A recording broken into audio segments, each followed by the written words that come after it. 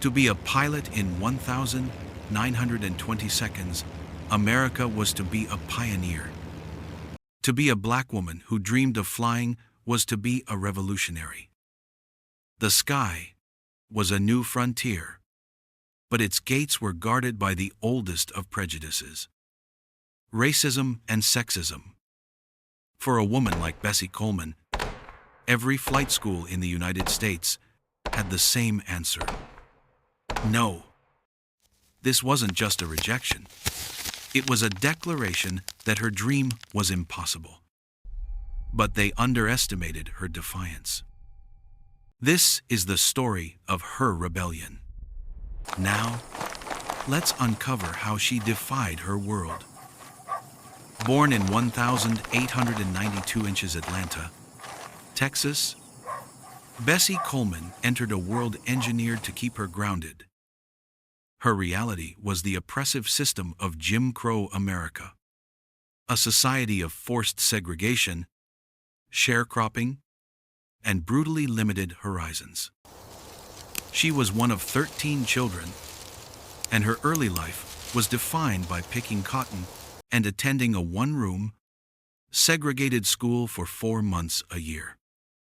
But within that constrained world, a powerful intellect was at work. Her mother encouraged her to read, and Bessie devoured books, graduating from the 8th grade and showing a remarkable aptitude for mathematics, a skill that would prove vital in the complex calculations of flight. Seeking to escape the crushing limitations of the rural South, she moved to Chicago at age 23. Working as a manicurist in a barbershop, she was at a crossroads of information, listening to the stories of soldiers returning from World War I.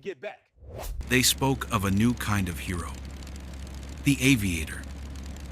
They described dogfights and aerial daring, painting a picture of freedom and power in the skies that was intoxicating. The true catalyst, however, came from her own brother. Having served in France, he returned with tales of a different world, a world where race was not the ultimate barrier. He used this to taunt her, saying, "French women can fly, and you can't." For the American system, this was a statement of fact. For Bessie Coleman, it was a gauntlet thrown down. The historical record is clear. She applied to every major aviation program in the country and was uniformly denied. The injustice was absolute. America would not train a black woman to fly. Fine. Her strategy became brutally simple. If the door is locked in your own country, you find another country and build your own key. She would go to France. Bessie Coleman's decision to go to France transformed her from a dreamer into a strategist. This was not a simple change of plans. It was a logistical and personal assault on a mountain of obstacles. Her first objective was the language itself. To fly in France, she had to think in French, understand the nuanced commands of instructors, and read complex technical manuals. So, while working as a manicurist by day, she enrolled in a Berlitz language school in Chicago by night, methodically building the linguistic tools she would need to survive. Her second objective was capital. An ambition this grand required serious funding. She took on a second job, running a chili parlor, and began a campaign of relentless saving. Here, her vision attracted powerful allies. We see from the historical record, specifically in the archives of the Chicago Defender, that she secured the financial backing of Robert S. Abbott, the newspaper's founder and one of the most influential black men in America. Abbott understood the power of symbolism. A black woman flying would not just be a personal achievement. It would be a powerful story of defiance that could inspire millions. With her funds secured and a working knowledge of French, Bessie Coleman sailed for Paris on November 20, 1920.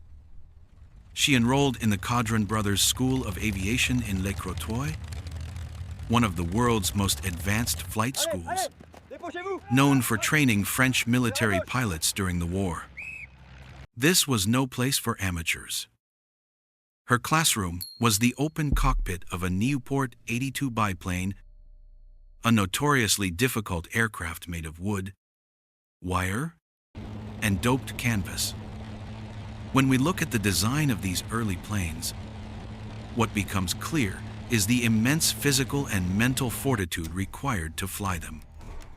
There were no safety features, no parachutes, and engine failure was a constant threat. The personal cost of her ambition was made brutally apparent when a fellow student was killed in a crash during training. This was the reality of early aviation. Every flight was a dance with mortality. But instead of deterring her, this danger sharpened her focus. This betrayal of the sky forced her to devise a more ruthless strategy of self-mastery. She drilled relentlessly, mastering the art of stall recovery, landings, and aerial maneuvers. Her instructors, legendary French and British pilots, recognized her exceptional talent and unwavering nerve. She wasn't just learning to fly, she was learning to dominate the machine. After 7 months of grueling training, on June 15, 1921, she achieved her goal. The Fédération Aéronautique Internationale awarded Bessie Coleman her international pilot's license. This document was more than just a piece of paper. It was a verdict. It declared that a black woman from the cotton fields of Texas was now officially one of the best trained pilots in the world, validated by the very institution that had invented modern aviation. The American system had said no, but the world had said yes. The first act of her rebellion was complete. When Bessie Coleman returned to America, she was no longer an anonymous manicurist, but an international celebrity. The press, which had been silent during her struggle, now clamored for her story. She was a phenomenon, and she knew precisely how to leverage it. Her goal now shifted from simply learning to fly to mastering the art of spectacle. To make a living and fund her ultimate dream, a flight school for black aviators. She had to become a barnstormer, a new breed of aerial entertainer captivating audiences across the country. She returned to Europe for 2 months of advanced training in aerobatics, adding loops, figure eights, and parachute jumps to her repertoire. Upon her return, Queen Bess was born. She was a master of kinetic history, drawing enormous crowds wherever she performed. But for Coleman, the air show was more than just entertainment. It was a platform for revolution. She used her fame as a strategic weapon against the very system that had tried to deny her. We see the most potent evidence of this in 1925, in her home state of Texas, when she discovered that the organizers of an exhibition planned to have separate entrances for black and white spectators. She refused to perform. Her terms were non-negotiable: one entrance for everyone, or she wouldn't fly.